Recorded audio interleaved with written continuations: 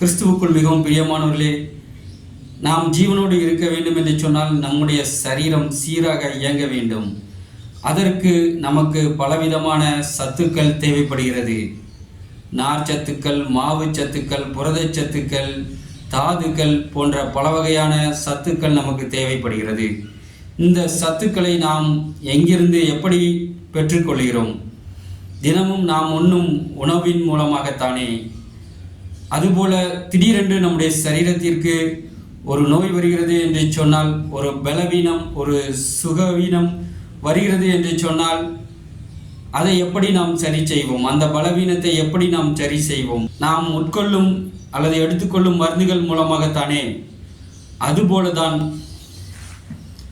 நமக்கு தேவன் நித்திய ஜீவனை வைத்திருக்கிறார். ஆனால் அந்த நித்திய ஜீவன் எதில் வைத்திருக்கிறார்? எதை நாம் உணவாக, எதை நாம் எடுத்துக்கொண்டால் நமக்கு அந்த நித்திய ஜீவன் கிடைக்கும், நம்முடைய ஆவிக்கு நித்திய ஜீவன் உண்டாகும், நமக்கு நித்திய ஜீவன் உண்டாகும் என்று வேதம் நமக்கு அழகாய் ஒரு காரியத்தை சுட்டி காட்டுகிறது. 1 யோவான் 5ஆம் அதிகாரம் 11ஆம் வசனம் இப்படியாக கூறுகின்றது: தேவன் நமக்கு நித்திய ஜீவனை தந்திருக்கிறார், அந்த ஜீவன் அவருடைய குமாரனில் இருக்கிறது என்பதே அந்த சாட்சியாம். தேவன் நமக்கு நித்திய ஜீவனை கொடுத்திருக்கிறார்.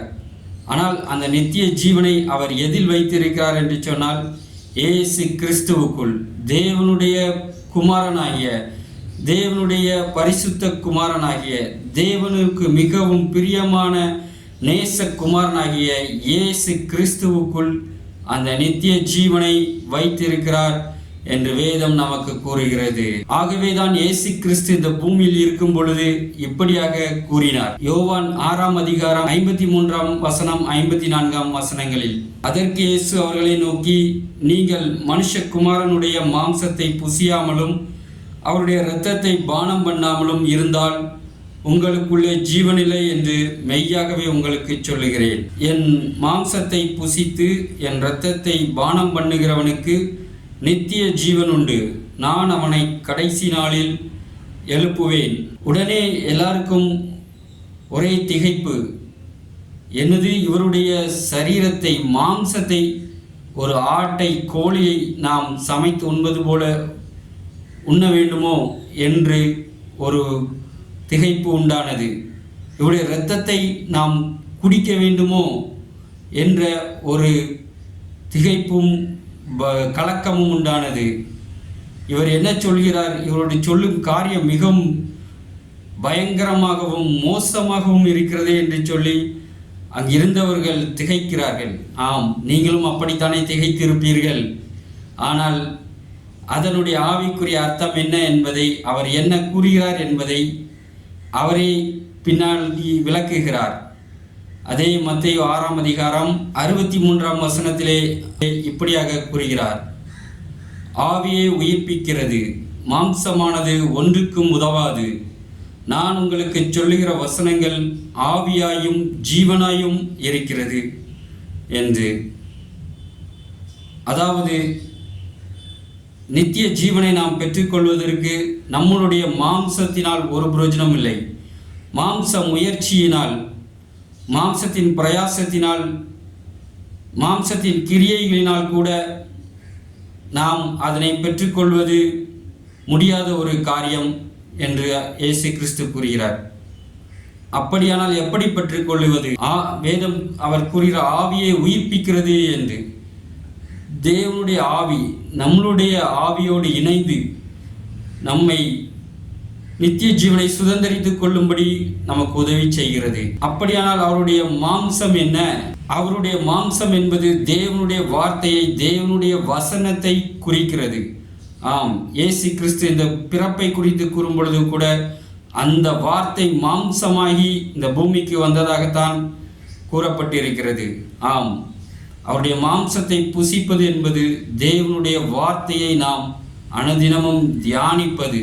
முன்னர் என்னுடைய செய்திகளை நான் எழுதியிருந்தது போல, ஒரு முறை நான் வேதத்தை வாசித்து கொண்டிருக்கும் பொழுது ஒரு வட்ட வடிவிலான மாரி பிஸ்கெட்டை உடைத்து நான் தின்பது போலவே என்னுடைய ஆவிலே தென்படுகிறது. அதாவது நான் வேதத்தை வாசித்து கொண்டிருக்கிறேன், ஆனால் ஆவியிலே எனக்கு நான் எப்படி உணர்கிறேன் என்று சொன்னால், நான் ஒரு பிஸ்கட்டை உடைத்து உடைத்து நான் தின்று கொண்டிருப்பது போல நான் உணர்கிறேன். ஆம், வார்த்தையை, தேவனுடைய வார்த்தையை வாசிப்பது, தியானிப்பது, நாம் அவருடைய மாம்சத்தை, அவருடைய வார்த்தையை நாம் உட்கொள்வதற்கு சமமாக இருக்கிறது. எரேமியாவும் அப்படித்தான் கூறுகிறார், உடைய வார்த்தைகள் கிடைத்தவுடனே நான் அவைகளை உட்கொண்டேன் என்று சொல்லி. ஆம், அவருடைய மாம்சம் என்பது தேவனுடைய வார்த்தையை குறிக்கிறது. அப்படியானால் நாம் ஒவ்வொரு நாளும் தேவனுடைய வார்த்தையை தியானிக்க வேண்டியது, அவருடைய வார்த்தையினாலே நம்மை நிரப்ப வேண்டியது எவ்வளவு முக்கியம். அவருடைய இரத்தத்தை குறித்து என்ன, நம்முடைய ஆவியிலே பாவ கரைகள் நம்மையும் அறியாமல் தினந்தோறும் பாவ சிந்தனைகள், பாவ செயல்கள் நாம் விரும்பியோ விரும்பாமலோ நம்மையும் அறியாமல் ஒட்டி கொண்டிருக்கக்கூடும். அனுதினமும் அவருடைய இரத்தத்தினால் நாம் கழுவப்படும் பொழுது அவைகள் நம்மை பரிசுத்தமாக்குகிறது, தேவனுக்கு பிரியமாய் மாற்றுகிறது, தேவனோடு தொடர்பு கொள்ளும்படியாய் நம்மை தகுதிப்படுத்துகிறது, நம்மை பரிசுத்தப்படுத்துகிறது. ஆகவேதான் தேவனுக்கு பிரியமான ஒரு காரியம் பரிசுத்தம். ஆகவேதான் இந்த இரண்டு காரியங்களும் இணைக்கும் பொழுது நாம் நித்திய ஜீவனை நாம் சுதந்திரித்துக் கொள்ளுகிறோம். அதைத்தான் இயேசு கிறிஸ்து அப்படியாக கூறினார். தற்போது புரிந்து கொண்டீர்களா? நாம் நித்திய ஜீவன் என்பது எதில் இருக்கிறது, எதற்குள் இருக்கிறது, எதை நாம் பெற்றுக்கொண்டால், எதை நாம் எடுத்துக்கொண்டால் நாம் நித்திய ஜீவனை பெற்றுக்கொள்ள முடியும் என்று சொல்லி, நித்திய ஜீவனை நாம் சுதந்திரிக்கப் போகிறேன் என்பதை நாம் வெளிப்படுத்தும் விதமாகத்தான், அதன் அடையாளமாகத்தான் ஒவ்வொரு ஓய்வு நாள் தோறும் ஞாயிற்றுக்கிழமைகளில் அல்லது சபை கூடி வரும் நாட்களிலும் கூட நாம் அதை உறுதிப்படுத்தும்படி, நினைவுபடுத்தும்படி, அடையாளப்படுத்தும்படி நாம் அப்பமும் திராட்சரசமும் பகிரப்படுகிறது நமக்கு. நாம் அவைகளை உட்கொள்ளுகிறோம். ஆகவே அது நாம் நித்திய ஜீவனை பெற்றுக்கொள்வோம் என்பதற்கு அடையாளமாக செய்யப்படுகிறது.